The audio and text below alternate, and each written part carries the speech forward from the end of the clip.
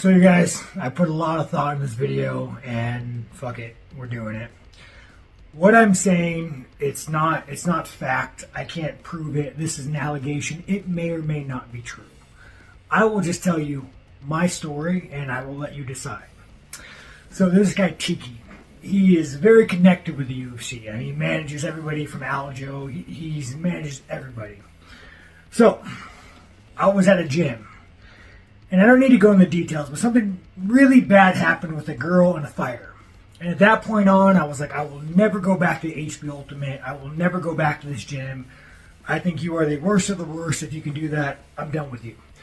So fast forward. Someone comes up to me and says, hey, Sean, you should really let Tiki manage you. He's a great manager. He's very connected. He'll make you a ton of money. And I say, you know what?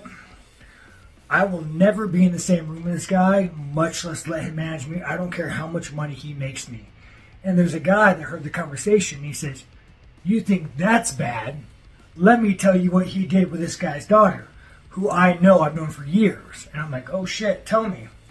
So he tells me, and I go to the guy that says, hey, you wanted me to manage this guy. Let me tell you this story. And this guy says, fuck, how did you know about that? Right? So I go on Twitter and I make a joke about, like I do. I say, hey, you know what? This guy's a groomer, potential pedophile. This is what I could. It's not confirmed. It's not slander. It's not defamation. This is just what I heard. So I get a word to the chain, that this guy is thinking about suing me for defamation.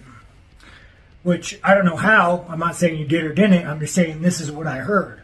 So I reach out to the father of the girl. The girl is married, great life, has kids. And I say, hey, I will pursue this and I will go to court and I will crowdfund this whole thing, but I need to know if you're okay with it. If your daughter's okay with it. Because if you aren't, I'm not going to say one damn word. I'm going to let it die. So he gets back to me and he called his daughter. And his daughter, I guess, was pretty emotional about the whole thing. And she said that we 100% support you. And, you know, he said there are levels to it that she couldn't even talk about because it was that traumatizing to her. So, this is what I know. Do I know if it's true? No. I know that I don't work with this guy. I know that I see this guy everywhere. I see him at events. I see him front row to fights. I see this man shaking hands everywhere. And I know this about him. Do I know if it's true? No. But I've heard it from credible sources, from the father.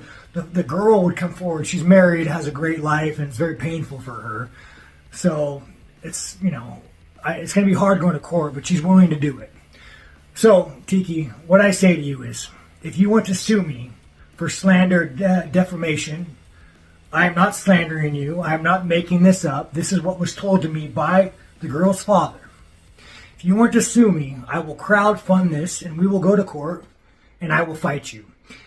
And to the point of you suing me, trying to keep my mouth shut, to the point of that, I left that post up for about, I don't know, 3-4 hours.